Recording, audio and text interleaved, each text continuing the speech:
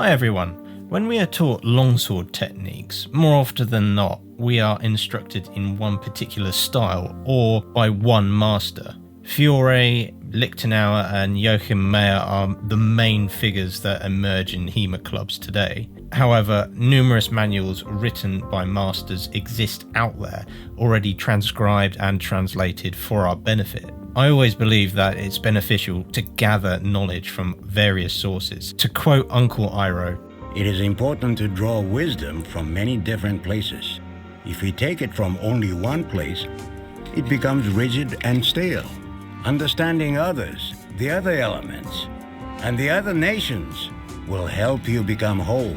Studying from different manuals will grant us a comprehensive understanding of longsword fencing as a whole. I also strongly advise not only studying the original historical writings, but also learning from contemporary fencers. Many living today have mastered the longsword through both study and practice. However, today I'm going to provide you with 10 historical longsword manuals that will expand your knowledge and hopefully inspire you to explore something new. Here we go. The Leadle Role. This is an English manuscript that was possibly authored by John Leadle, a wealthy merchant in the 16th century. The manuscript itself may be a copy of the original, as the sequence of plays is a little mixed up, suggesting that the scribe didn't really understand what he was writing down. However, this is a very important manuscript that shows an English way of fencing with a longsword. Not many longsword manuals survive outside of Germany or Italy, and it's well worth a read. The terms used in the manual are speculative, as nobody is 100% sure about certain actions, given the absence of illustrations to help visualize how actions are executed or in-depth descriptions of each action. Even so, there are many one-handed techniques used at a distance that can be very helpful in fencing.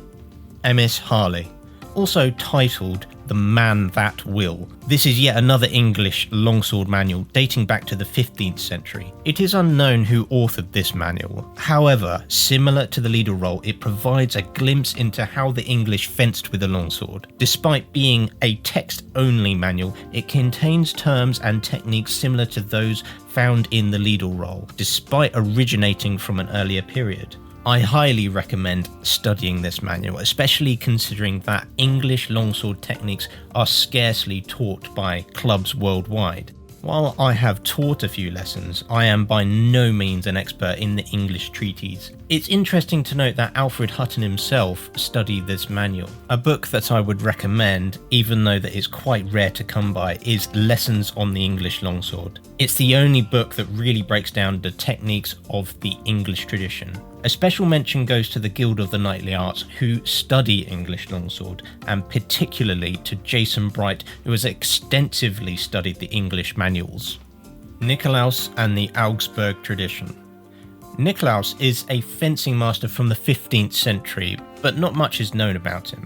However, the manuals attributed to him contain a great commentary and descriptions of the German fencing tradition. 5 manuals attributed to him survive to this day, and most contain extensive writings on longsword techniques and how to perform them. Both versions 1 and 2 of the Augsburg Treaty are valuable, and I recommend reading through them. They follow the Lichtenauer tradition but expand on Lichtenauer's recital much further.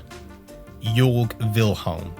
Yor Vhol Hutter's Kunst zu Alburg follows on from the Augsburg tradition into the 16th century. This is yet another great manual that expands on the Lichtenauer way of fencing. The writing is quite extensive and includes many illustrations. If you want to delve further into this style, I recommend Dirk Hagedorn's book on Yor Vhol. It's not expensive and is very easy to read. The Glasgow Effect book. This is a lengthy manual and featuring many authors and masters such as Hans Dolbringer, Martin Seiber, Lignitzer and Ringeck. The sections dedicated to longsword primarily follow the Lichtenauer tradition, although Martin Seiber introduces his new recital.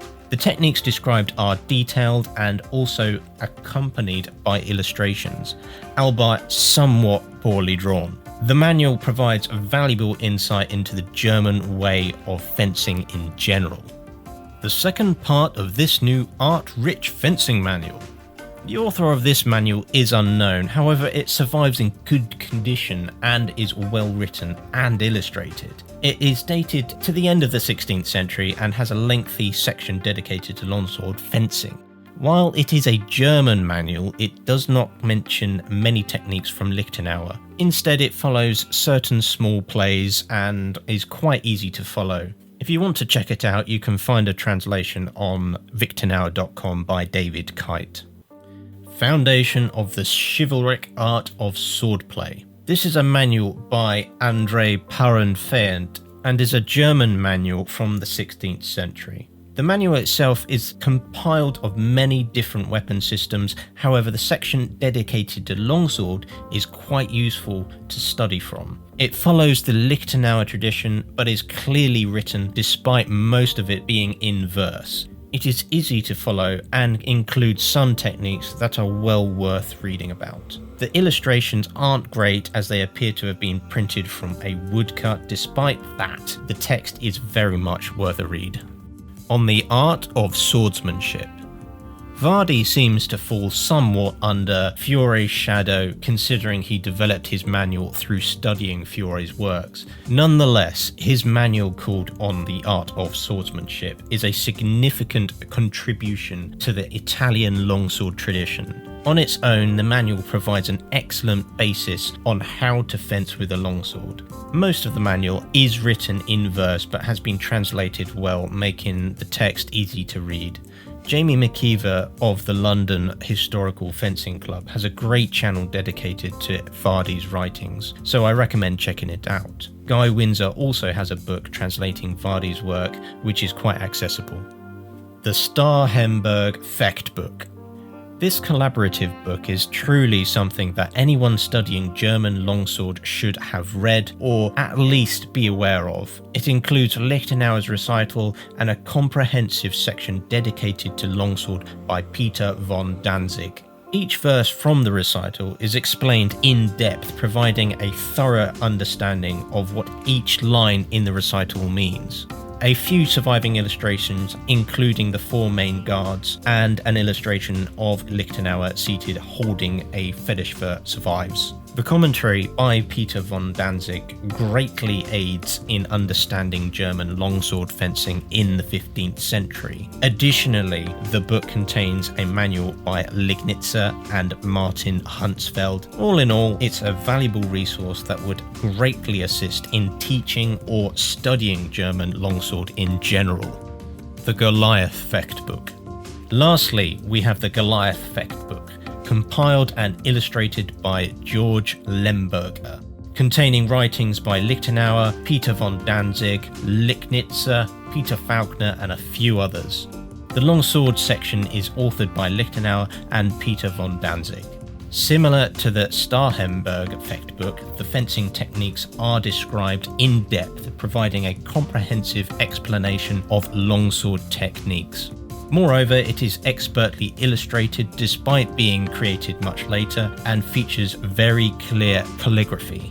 Many of the techniques are fully explained and accompanied by illustrations. Honestly, this is something that all who study German longsword fencing or longsword in general should read through. While many techniques may be found in other manuals, the text in this book is particularly easy and clear, making it easy to grasp what you should do. And that concludes the 10 manuals that I recommend you read. I hope this has been useful and I shall see you guys on the next one. Cheers folks.